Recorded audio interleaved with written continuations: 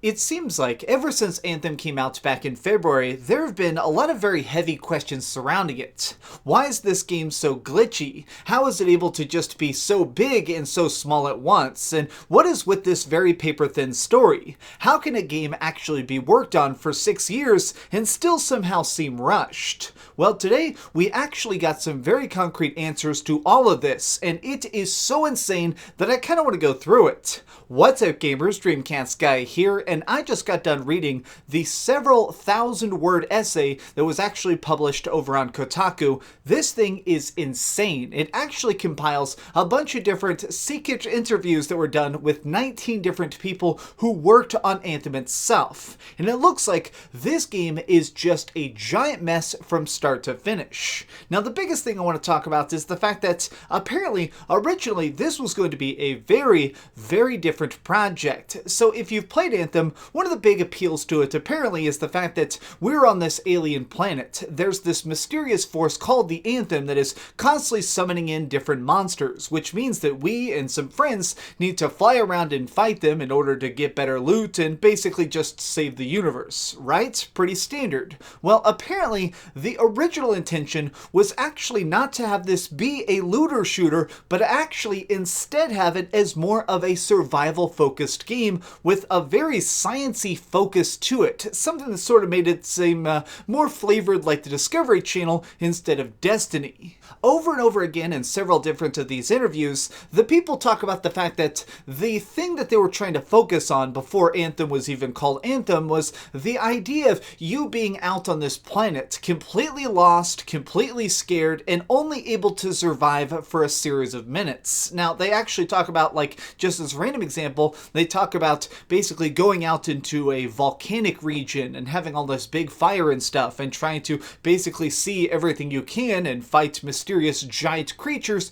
until eventually you die or have to retreat back to the city. And it seems like when I read stuff like this, it very much reminds me of Shadow of the Colossus. They actually even used that term once in one of these interviews, basically saying that the idea was that they wanted to try and have really, really big encounters that sometimes were unsurvivable, to make it where you were afraid of this planet. They wanted to make it where the Anthem, this mysterious force of the universe, actually was something to make you quake in your boots. Now, something else about this is apparently the story was originally going to be very, very different. The biggest thing apparently was that, so if you've played Anthem, there is the issue of the fact that the plot itself is completely paper thin. I mean, they basically show you a couple big cutscenes talking about people fighting over this mystical magic, but for the most part, it's never really mentioned that much. Well, apparently, they actually wanted this to have a very, very mystical sense to it, sort of like the Bermuda Triangle. You know, that's the place on Earth that,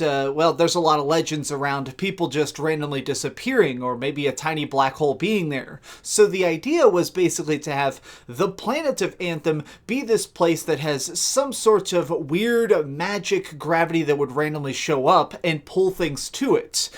Possibly the entire freaking solar system. So literally, strong aliens from all throughout the freaking globe will actually get drawn to there. I mean, we're talking like cool alien pirates, or huge giant monolithic ash monsters could get pulled from other planets and other places to your world, and thus you end up having to fight them in order to try and protect your city. I don't know about you, but that sounds absolutely awesome. So throughout a bunch of these interviews, the biggest thing that kept coming up is the fact that so many times during the development of Anthem, they had an idea and they just never moved forward with it at all. It seems like there was a constant battle internally of just drama.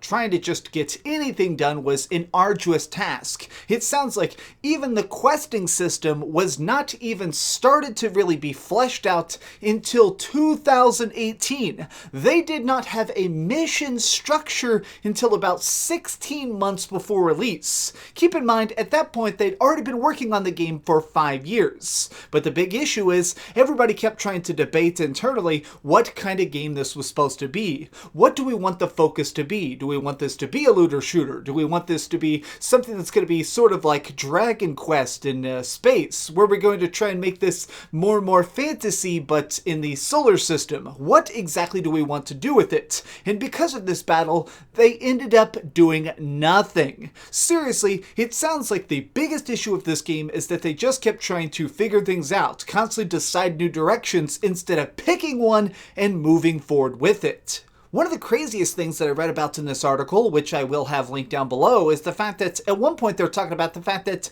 they had several different versions of the flying system in this game. Like, one of the things that they were tinkering with originally was the idea of gliding. So in the final game, you basically fly like Iron Man. You just aim your hands downward, take off, and you soar all across the globe. Well, it sounds like at first they had the idea of you would actually have to climb on top of a cliff or climb on top of some good area that was very, very high up, jump off, and then actually steer yourself. That way you could glide, and it would take a tremendous amount of talent to actually get good at this. But here's the thing, they kept taking that out of the game and putting it back in before eventually deciding to give you the Iron Man suits we have now in the final version of the game. And here's the issue, whenever you're trying to design something like that, you need to completely rework the environments to actually have that. If you're going to need a gliding system, you need a lot of cliffs. If you're going to have the Iron Man system and be flying around, you need more caves, you need more waterfalls, you need more things that are going to look cool to fly through and past, because people aren't going to be looking down at the ground while they're up in the sky. It means that they never had a chance to actually focus on any one detail. They couldn't have really a chance to actually make things work, since they were just constantly perpetually shifting into different modes of development.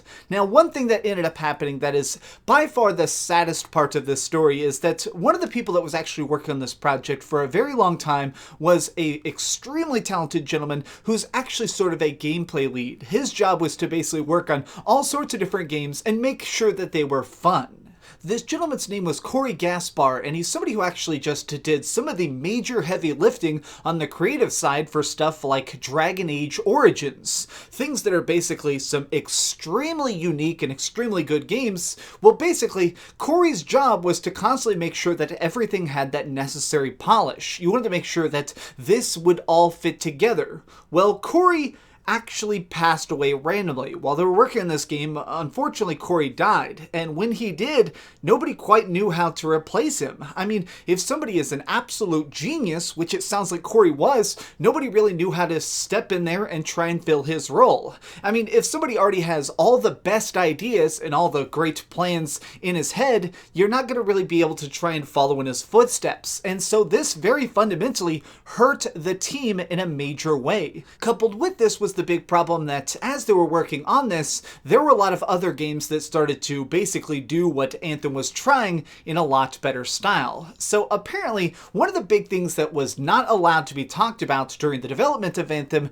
is nobody was allowed to talk about Destiny. This was actually forbidden. You could not talk about this at the offices whatsoever. It would actually get you in trouble if you mentioned Destiny. And the reason why is, even if you don't particularly like Destiny 2, like, I'm not really a fan of Destiny 2, you can't argue with the fact that it has a very hardcore fan base. People who play it all day, every day, for weeks, months, and even years, getting every single expansion. And as that game goes on, each update seemed to grow and improve the experience. And really, it seems like Anthem was terrified of that, because Anthem was going to be entering that space. They were trying to make their own looter shooter that happened to take place in the Great Beyond. So suddenly seeing this freaking company over here, which of course was Bungie, doing what you're intending, but a lot better, it's going to terrify you a little bit. It's like that girl you have a crush on, and suddenly she starts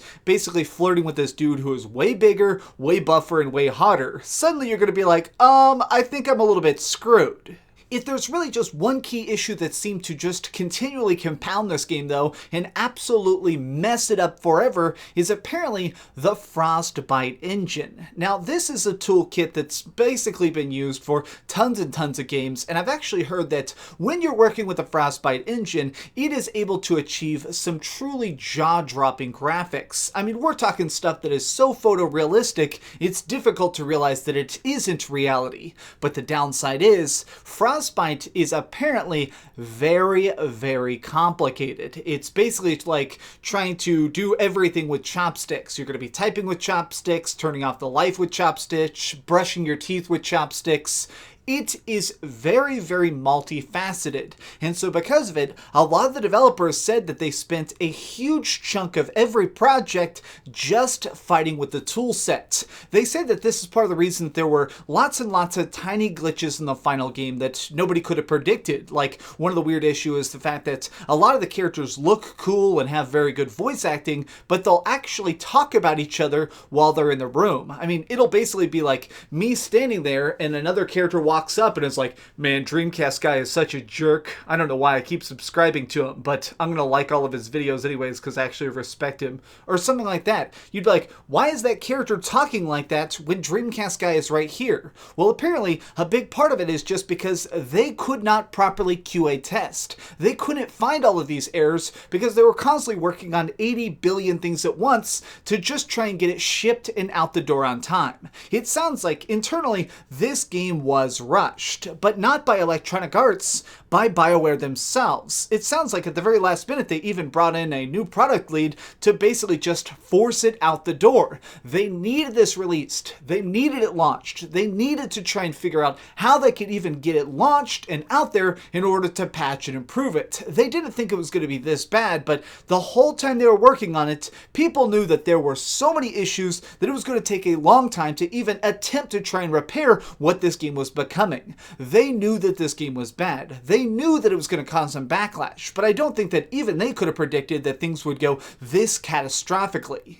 To me personally, as somebody who works on the internet, perhaps the most strange part of this entire interview was the fact that apparently it sounds like a lot of the higher-ups were actually afraid of the internet. Now, this is a real quote from the freaking interviews they did, but they said that people kept saying, "Don't let this game be memeable." Now, this is an actual line that they said in the interview, and apparently what it is basically they believe that a big reason that Mass Effect Andromeda ended up failing is because Mass Effect Andromeda had some very silly problems in it. I mean, let's face it, one of the main memes that was going around was the my face is tired girl who keeps doing all the weird faces. Well, they were actually worried that this would happen again, so they kept telling everybody, make sure everybody looks right, make sure every line of dialogue is delivered correctly, and make sure that when they're playing the game, it just goes as smooth as it can.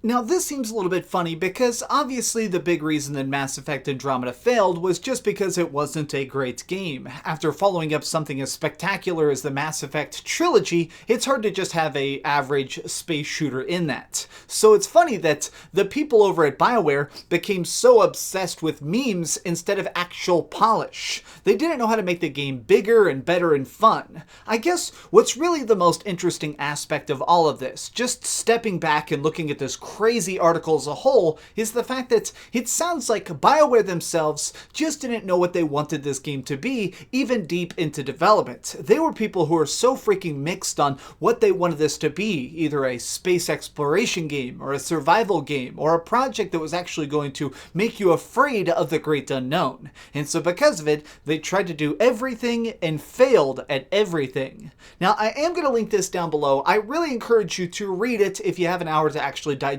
all this data, because it is insanity. I only highlighted a couple parts that really just stuck out to me the most, but really, the entire thing is wall-to-wall crazy talk. Thanks so much for watching, gamers. If you enjoyed this video, please give it a thumbs up, share with your friends, and subscribe if you haven't already. But do me the biggest favor of all and keep dreaming.